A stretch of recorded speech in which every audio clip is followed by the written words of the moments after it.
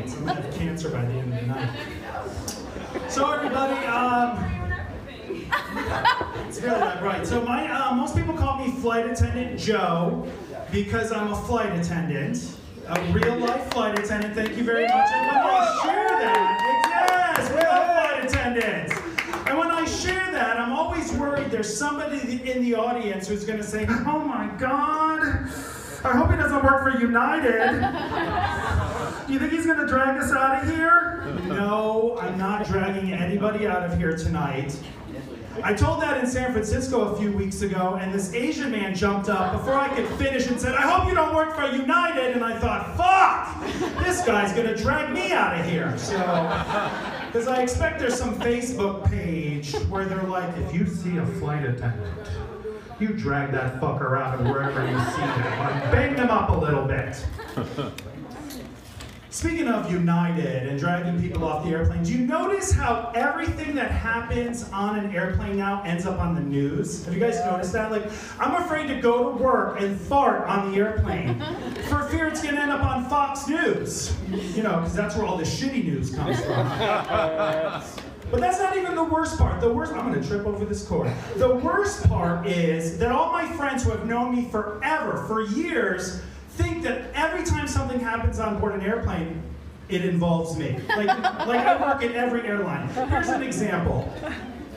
Who heard about Ann Coulter a couple months ago getting moved, the flight attendant moved her seat? Do you guys know about that story? Yeah. Yeah? Okay, for the people who don't know about this story, I'll share it with you a little bit. So, a little bit of information about Ann Coulter. She's an evil bitch. Okay, so that's all you really need to know about Ann Coulter. But my friends called me and they were like, oh my God, are you the one who moved Ann Coulter to a different seat? And I was like, what? No. Now you know me, if I moved Ann Coulter to a different seat, I would have moved it right to the fucking engine where she belongs.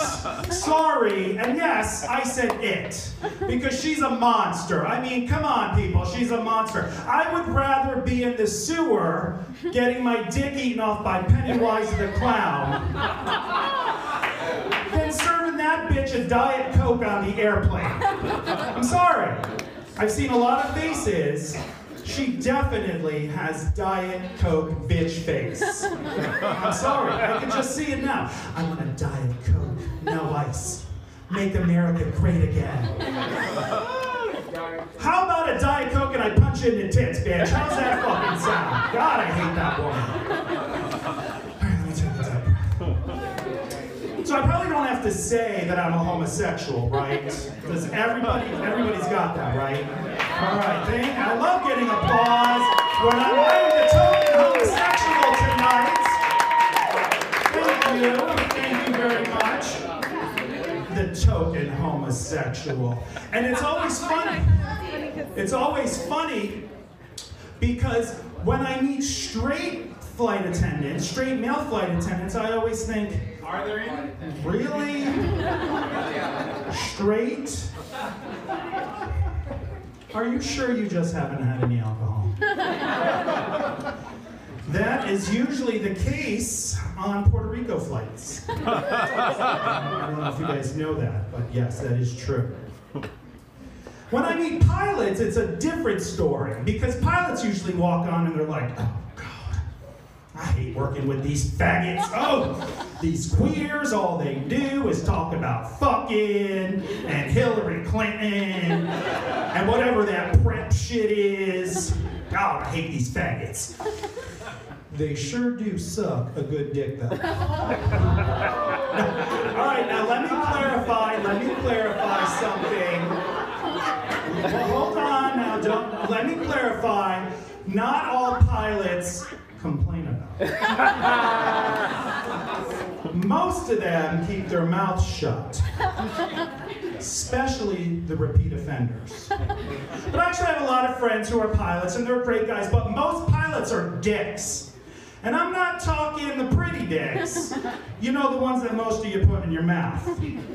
No, I'm talking about the ugly dicks, the ones that you see and you're like, oh man. I gotta put that in my mouth. drove all the way over here. It's true, it's true. But the hardest part about being a flight attendant, I'm going to share with you, kids on the airplane. Kids on the airplane. I just worked a flight a couple weeks ago that had 65 kids on it. 65 fucking kids. Do you know what that tells me? That tells me not enough people are having abortions. I'm sorry, that's what that tells me. People are missing those Planned Parenthood appointments. The rest of us are suffering in a tube at 38,000 feet because those fucking little animals are running around. Now, I don't always blame all the kids. I do blame the parents. But before I even go further, how many people here, raise your hands if you like traveling on an airplane with kids? Oh my God, I swore I wasn't gonna drag somebody out of here, but I was totally gonna fucking drag you out. No, put your hand, nobody likes flying with kids on an airplane. Are you people, really? No. Nobody likes, priests don't even like flying with kids on an airplane. You know what? I should probably take that back, because I think priests like flying with children everywhere. But the rest of us know. The rest of us, nobody likes kids on an airplane. But you have that one friend, and they raise their hands, and they're like, no, my little Sally is amazing. She's amazing. She watches her iPad, and she drinks her juice. The flight attendants love her. No! Nobody fucking likes Sally. Sally's an asshole. Okay? Sally belongs in the cargo hold of the airplane with the Great Danes. Okay? Listen, if it's good enough for Marmaduke, it's good enough for little fucking Sally. God, I hate Sally. But that's how it is on the airplane. I was just commuting home from JFK to San Francisco. I'm based in JFK, and I was on the airplane, and there was this dad letting his little kid run up and down the fucking aisle. 6 hours for you people who love flying with kids. 6 hours, up and down and up and down. I felt like I was the Boy Scout in the front seat of his pack leader's minivan, right? It was, it was terrible. And up and down until finally she hit her chin on the tip of my shoe, like dove right into my shoe. I'm glad you're laughing at that, because I find that funny too. And the dad looked at me, and I looked at him, and I was like, what the fuck? And he looked down at me like, how dare you just sit there while my daughter throws a tantrum? And then I just addressed him like I address people that tell me they voted for Donald Trump. Thank you guys, that's my time.